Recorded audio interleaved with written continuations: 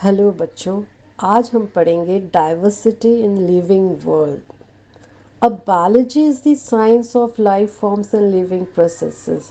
बहुत सारे प्लांट्स और एनिमल हैं हमारे वर्ल्ड में। अमेजिंग डाइवर्सिटी है लिविंग वर्ल्ड में। अब ह्यूमंस तो आसपास हमेशा देखते थे living organism, plants and animals और इनएनिमेट मैटर, विंड, सी, फायर एक्सेट्रा। तो उनमें एक सेंस ऑफ फियर होता था या ऑसम लगता था। अगर फियर होता था तो वो इनएनिमेट मैटर को डिफाइड कर देते यानी डीटी मान लेते और उनकी पूजा करने लगते थे। अब लिविंग ऑर्गेनिज्म तो स्टडी करते थे, पर ये एंथ्रोपोसेंट्रिक होता था, यानी वो जो ह्यूमंस को यूटिलाइज करने वाले यूटिलिटी के प्लांट्स और एनिमल थे वही स्टडी किए जाते थे क्योंकि उनके लिए बेनिफिशियल होता था। और ये सिस्टमैटिक स्टडी जो की जाती थी वो आउट ऑफ नेसेसिटी थी। Systematic study is the branch of biology that deals with classification and nomenclature. अब classification is a process of identifying and grouping of organism. Nomenclature is choosing names for thing. नामकरण करते हैं जब हम वो plants को पहचान जाते हैं, और ये इंटरनेशनल होना चाहिए। दुनिया के किसी कोने में भी ये नाम सेम होना चाहिए।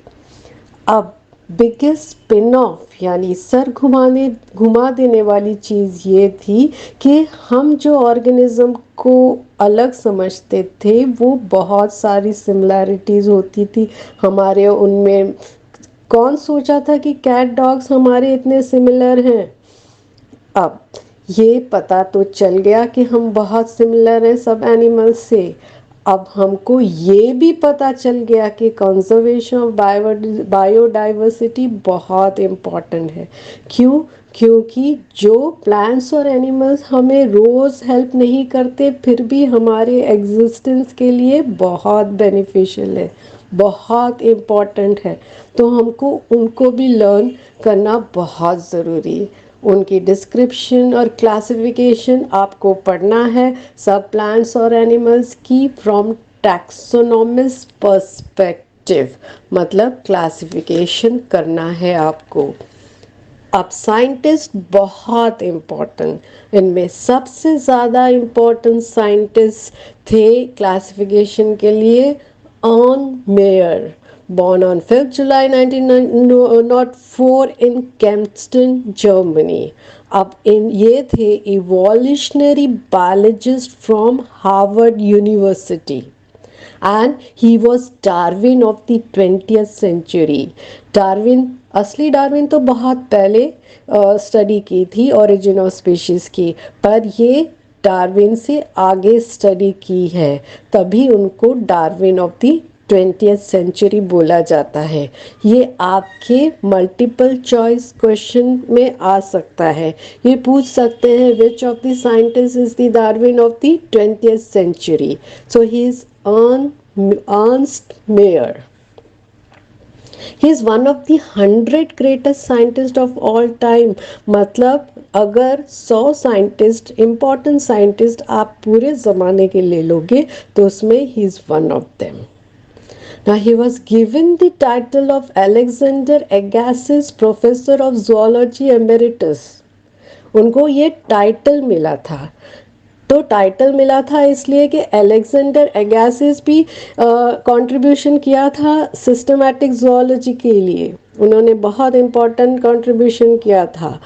अब ये जोलॉजी में ही किया था तो इनको टाइटल मिला। ये भी मल्टीपल चॉइस क्वेश्चन बन सकता है कि who holds the title Alexander Agassiz Professor of Zoology Emeritus. That was Ernst Mayr. और एमेरिटस की पदवी इसलिए दी थी कि रिटायर होने के बाद भी वो प्रोफेसर ही कहलाए जाते थे। उनका करियर बहुत बड़ा था। 100 साल जिए वो, लेकिन 80 साल का करियर था उनका रिसर्च में। अब उन्होंने रिसर्च किस किस चीज़ों पे किया?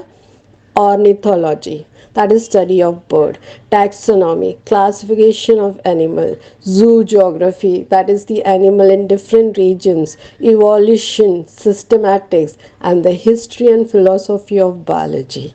ये भी मल्टीपल चॉइस क्वेश्चन हो सकता है, which who was the scientist who studied ornithology, taxonomy, zoography, evolution, systematics, and history and philosophy of biology? He was Ernst Mayr, and he did it single-handedly.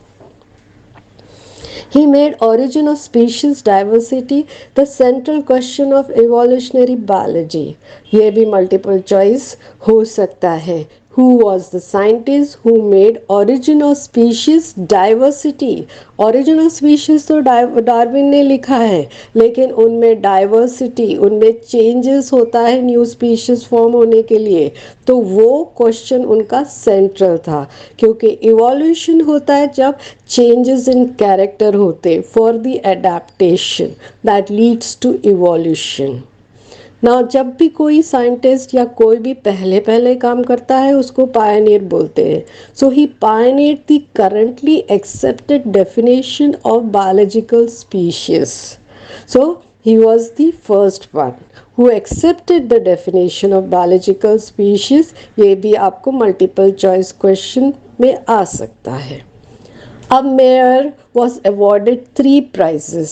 Now listen carefully, even this can be asked as multiple choice question.